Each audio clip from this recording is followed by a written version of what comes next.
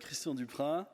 Voilà, j'exerce la médecine générale dans une petite ville du sud-est de la France, à Chabeuil, à 100 km de Valence, où j'exerce mes responsabilités universitaires.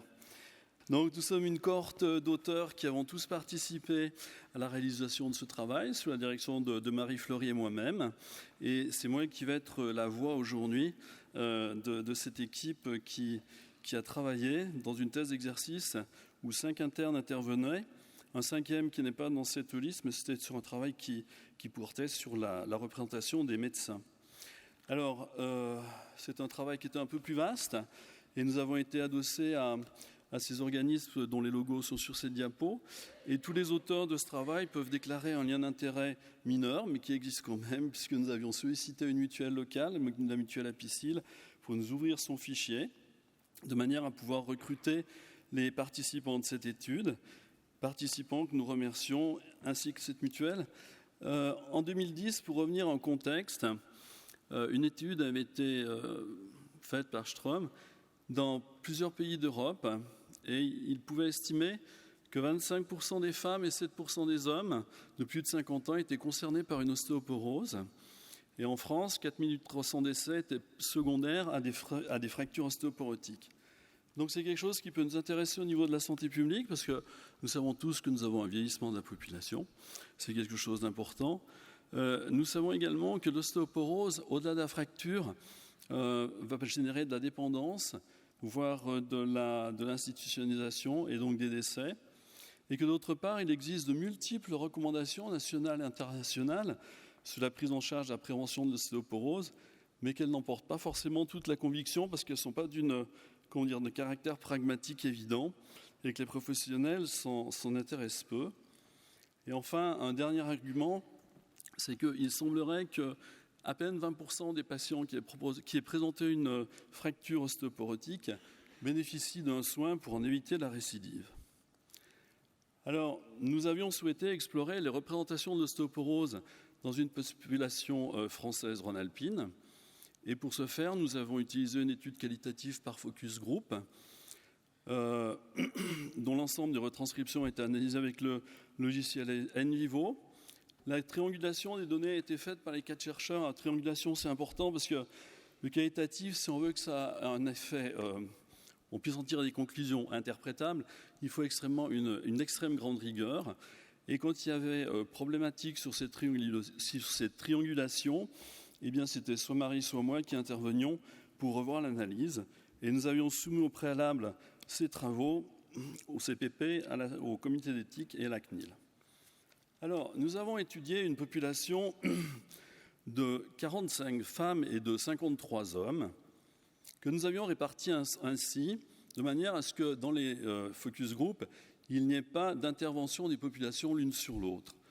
Nous avions des hommes et des femmes sensibilisés, c'est-à-dire qui avaient présenté une fracture ostéoporotique et qui a été soumis à une sensibilisation du type conseil, prise en charge, traitement et reprise postérieure à la fracture. Et puis nous avons fait intervenir 2 populations non sensibilisées qui n'avaient pas présenté de fracture ostéoporotique. Alors, les résultats montrent que les connaissances, elles sont curieuses. Si les facteurs de risque d'ostéoporose sont des choses assez bien connues pour les participants, par contre, leurs connaissances sont partielles, peu pertinentes, floues, voire hasardeuses. Elles étaient meilleures chez les femmes, mais chez les hommes, on le verra tout à l'heure, c'était un petit peu particulier. Pour l'ensemble des participants, c'est quand même un vieillissement du squelette qui entraîne une fragilité, mais ça n'est pas considéré comme une maladie liée à une fragilité des os. Et dans les verbatims que je vais vous lire, de manière à ce que vous les recueilliez comme si vous étiez en focus group plutôt que vous de les avoir apparaître à l'écran, ceux que j'ai sélectionnés sont ceux-ci. J'imagine que l'os est en train de s'éroder, comme une petite pierre au bord de mer. Ou bien c'est l'usure des articulations, donc ça s'attrape dans les articulations. Celle-ci est un peu plus jolie. C'est comme les cheveux blancs, c'est du vieillissement, pas franchement pathologique. Et celle-ci encore, vous savez, ces petites dames qui marchent très courbées, qui ont donc des difficultés pour lever les yeux, qui marchent avec une canne, qui ne peuvent plus rien faire du tout. Alors, pour les hommes, les représentations, elles étaient complètement différentes. L'ostéoporose, c'est une maladie de femme, et ça touche absolument pas les hommes. D'où ce verbatim, quand je me suis découvert cette maladie, et je vous retourne au « je me suis découvert cette maladie », aucune statistique sur les hommes. Rien pendant un certain temps. J'avais changé de sexe. Pour les femmes, c'est plutôt une maladie indolore et qui est plutôt liée à des problèmes comme une lésion articulaire. D'ailleurs, elles confondent souvent arthrose, arthrite aux dépens de l'ostéoporose. Ce sont des femmes quand même qui sont assez intéressées par l'ostéoporose, puisqu'elles sont intéressées surtout par la prévention des chutes, parce qu'elles ont bien intégré qu'elles pouvaient se fracturer, ce qui fait qu'elles abandonnent certaines activités pour en privilégier d'autres moins à risque, ou bien encore, quand elles ont été fracturées, la pression des familles leur devient insupportable. J'aimais beaucoup jouer au tennis, faisais même pas mal de planches à voile, mais là j'ai tout arrêté, maintenant je ne fais plus que la randonnée. Et puis ma fille, moi j'aime pas quand on me dise de faire attention. Ensuite, pour les patients, l'examen roi, c'était l'ostéodensitométrie. C'était ce qui ressortait le plus de ces entretiens, mais par contre, ils en avaient quand même peu de confiance. Certains disaient c'est comme une radio, mais en fin de compte, c'est pas reproductible. À propos de la fragilité osseuse, les patients ne faisaient aucun lien entre ostéoporose et fragilité osseuse. Pour eux, ce qui crée la fracture, c'est la violence de la chute. Et c'est la violence de la chute, et non pas la fragilité du squelette préétabli, qui entraîne la fracture. C'est donc un événement qui est sans risque, et qui surtout, c'est un événement isolé, et qui n'a aucun risque de récidive, donc pas de traitement à faire par la suite. Je me suis cassé 2 fois. J'ai d'abord eu le coude, parce que j'ai fait une chute. J'ai bien tapé. Puis après, c'était le poignet. Là, ça a commencé à me faire peur. Et puis non, j'ai eu un choc tellement violent, n'importe qui se serait cassé. Alors vous comprenez que pour la prévention, c'est difficile de pouvoir prévoir quelque chose qui n'est pas une maladie, et on ne peut pas prévoir toutes les fractures, mais surtout pas toutes les chutes. Alors, ils étaient assez précis ils étaient assez consensuels sur l'hygiène de vie, sur la prévention des chutes. Pour eux, c'était extrêmement important. À la limite, en dehors des moyens non médicamenteux, pour les moyens médicamenteux, c'était plutôt les traitements vitamino-calciques. Et par contre, ils avaient de très grosses appréhensions sur les traitements à balance bénéfice-risque encore incertains. Et alors, l'ostéonécrose des mandibules, c'est quelque chose qui ressortait dans tous les focus. Le traitement est même plus invalidant que la maladie, disaient certains. Et si on n'a pas moyen de se soigner, ça sert à quoi de se dépister? Donc les attentes qu'avaient les participants, c'était une campagne médiatique, style les antibiotiques, c'est pas automatique, de manière à ce que ça leur donne une forme légitime de pouvoir interroger les médecins à propos de l'ostéoporose, si on pouvait en parler. Et ce qu'ils souhaitaient des médecins ou des professionnels, on parlait des professionnels parce que ça pouvait être aussi bien le chirurgien qui a pris en charge leur fracture que le rhumato, le gynéco, mais surtout le médecin traitant qu'il plébiscitait. Que mon médecin me parle de pathologie quand on vieillit, ça paraît évident. Qu'il fasse la prévention plutôt que de donner un médicament, c'est encore mieux. En plus de la prévention, c'est le rôle du médecin référent que de systématiquement parler à ses patients s'il pense que tel ou tel patient est plus à sujet d'ostéoporose que d'autres. C'était en gros donner une légitimité aux patients de pouvoir parler d'ostéoporose au médecin, parce qu'il subodourait que le médecin avait tellement d'autres choses à faire, plus importantes à gérer, que ce petit problème qui était également un verbatim. L'ostéoporose n'est pas une maladie, c'est ce qu'on retrouve aussi dans la littérature, parce que c'est une maladie insidieuse qui n'a pas de signes cliniques.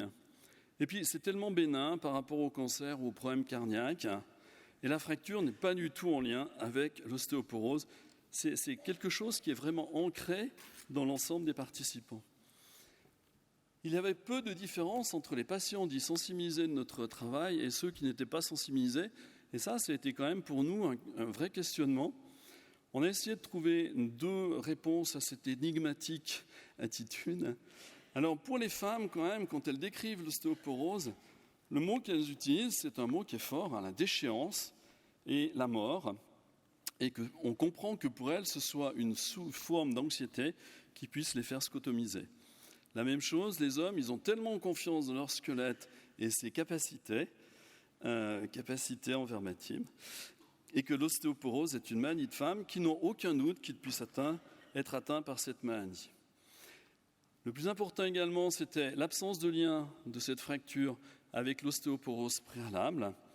C'est la qualité de l'os ce n'est pas la qualité de l'os qui importe, c'est la fracture qui est entraînée par un traumatisme. Et pour les patients, et surtout les patients fracturés, l'ostéoporose préfracturaire et l'ostéoporose post-fracturaire n'avaient aucun continuum. En conclusion, et les propositions qui peuvent qu'on peut faire surgir de ce travail, c'est que l'ostéoporose est bien un processus pathologique silencieux et continu. Ça n'a rien à voir avec l'ostéopénie physiologique. C'est une association d'une ostéopénie beaucoup plus importante que la physiologique, avec un trouble de l'architecture osseuse, donc une fragilité osseuse. Ce qu'attendaient les patients, c'était que nous établissions avec eux un risque, de leur risque fracturaire, de manière à pouvoir envisager demain et peut-être envisager une prévention. En somme, parler d'ostéoporose, c'est un petit peu comme on l'a fait pendant tout ce congrès, c'est nous préoccuper de notre patient dans un cadre de prise en charge globale, certainement de suivi au long cours, avec une approche centrée patient. Les auteurs, le chat et moi, vous remercions de votre attention.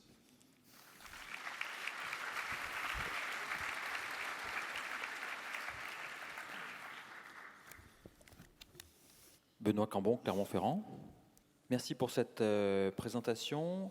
Alors, moi, j'avais deux questions. Une question de méthodologie.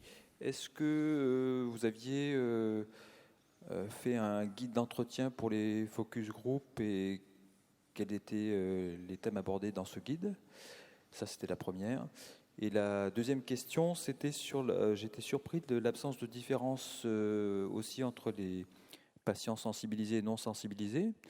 Notamment, je ne vois pas bien comment les patients non sensibilisés pouvaient savoir ce que c'était qu'une ostéonécrose de la mâchoire. Merci pour la question. Alors oui, bien sûr, il y avait un guide d'entretien qui a été réalisé et qui a pu être même évolutif en fonction des réponses au focus.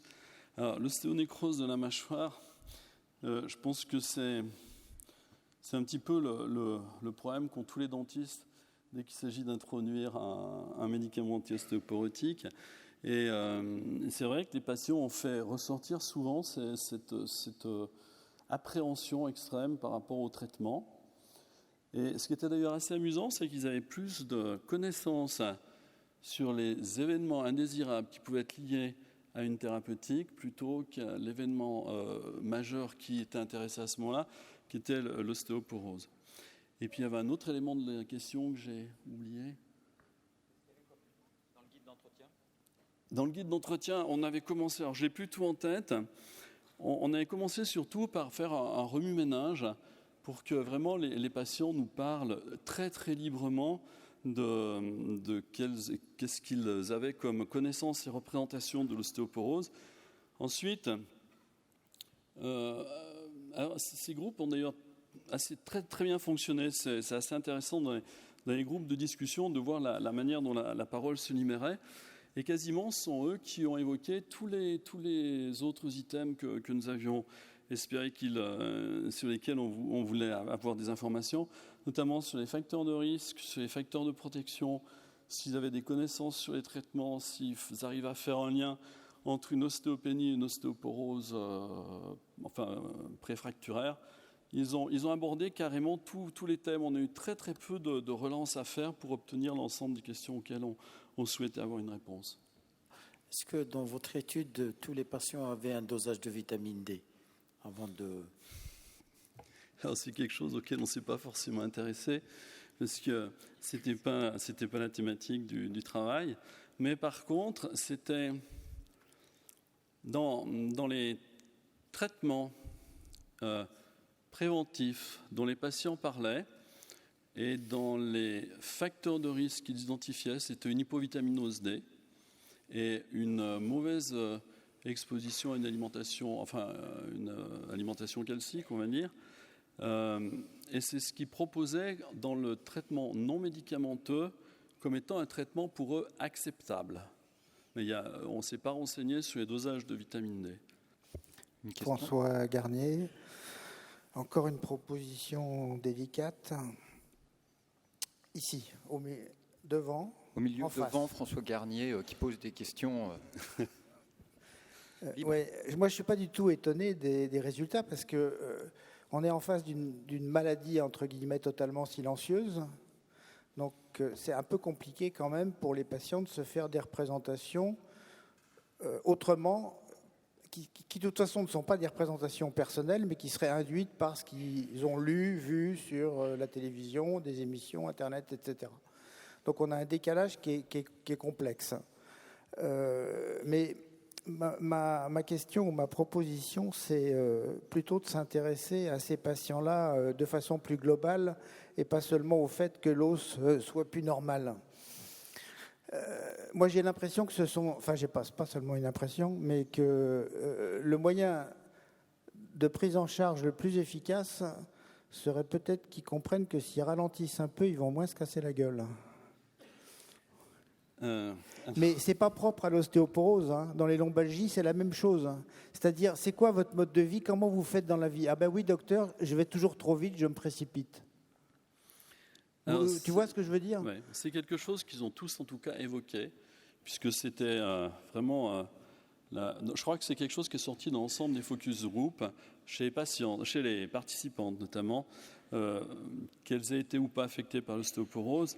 C'est spontanément, ils imaginent réduire leur activité physique d'un sport dans lequel certains étaient extrêmement performants. La patiente dont j'ai retiré le verbatim, elle était classée correctement encore en tennis à 68 ans, et elle avait abandonné le tennis pour éviter la chute, et elle faisait de la rando.